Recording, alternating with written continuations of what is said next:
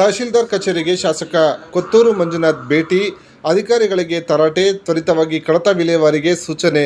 ಶಾಸಕ ಕೊತ್ತೂರು ಮಂಜುನಾಥ್ ತಹಶೀಲ್ದಾರ್ ಕಚೇರಿಗೆ ದಿಢೀರನೆ ಭೇಟಿ ನೀಡಿ ಕಡತ ಪರಿಶೀಲಿಸಿ ಅಧಿಕಾರಿಗಳು ಹಾಗೂ ಸಿಬ್ಬಂದಿಯನ್ನು ತರಾಟೆಗೆ ತೆಗೆದುಕೊಂಡಿದ್ದಾರೆ.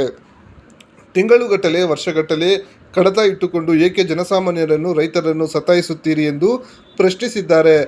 ಕಾನೂನು ಪ್ರಕಾರವೇ ಕಡತ ವಿಲೇವಾರಿ ಮಾಡಿ, ಆದರೆ ವರ್ಷಗಟ್ಟಲೆ ತಮ್ಮ ಬಳಿ ಕಡತಗಳನ್ನು ಇಟ್ಟುಕೊಳ್ಳುವ ಉದ್ದೇಶವಾದರೂ ಏನು?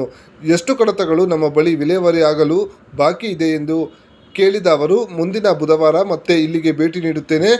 ಅಷ್ಟರಲ್ಲಿ ಎಲ್ಲ ಕಡತಗಳನ್ನು ವಿಲೇವಾರಿ ಮಾಡಬೇಕು.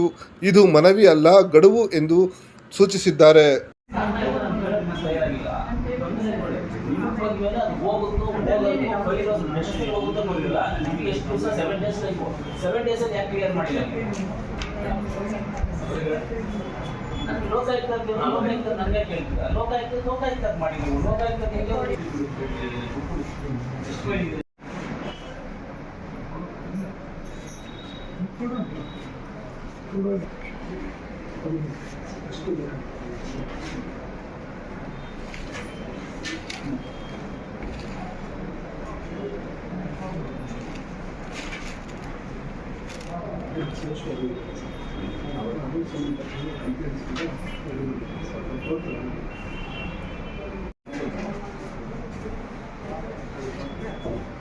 ನೋಡಿ, 16/6/18ರಲ್ಲಿ ರೈತರು ಏನಾಗ್ತದೆ ನಾವು ಮಾಡಿದ್ದೀರಾ?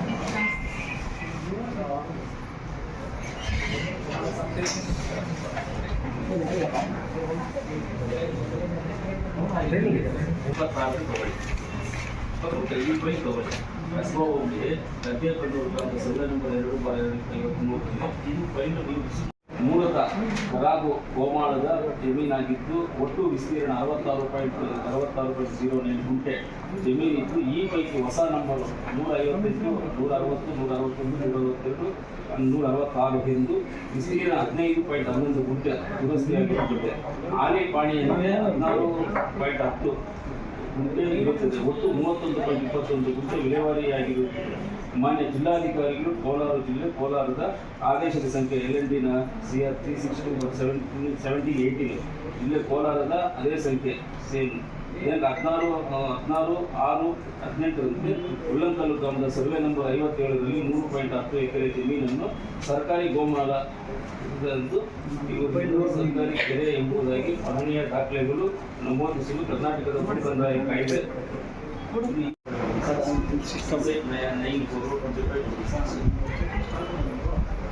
ಈ ಬಗ್ಗೆ ಎಲ್ಲಿದೆ ಇದೆಯಾ ಹೋಗಿದೆಯಾ ಎಲ್ಲಿದೆ?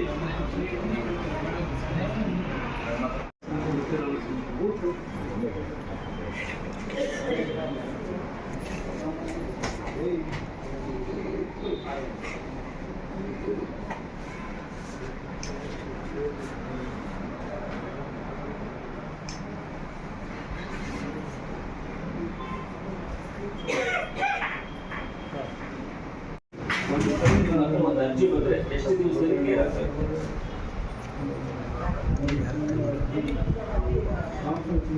ಅರ್ಜಿ ಬಂದರೆ ಅರ್ಜಿ ನಿಮ್ಮ ಹತ್ರ ಒಂದು ಅರ್ಜಿ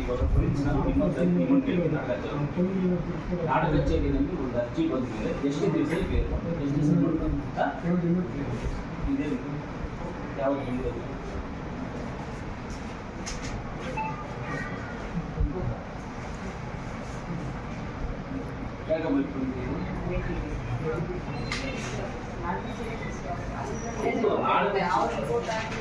ಫೈಲ್ ಇರೋದು ಎಲ್ಲಿದೆ ಫೈಲ್ ಇದೆ? ನಿಮ್ಗೆ ಯಾವತ್ತು ಬಂದಿದೆ ಅಂತ ನಾನು ಹೇಳ್ತಾ ಇದ್ದೀನಿ. ನೀವು ಯಾವತ್ತು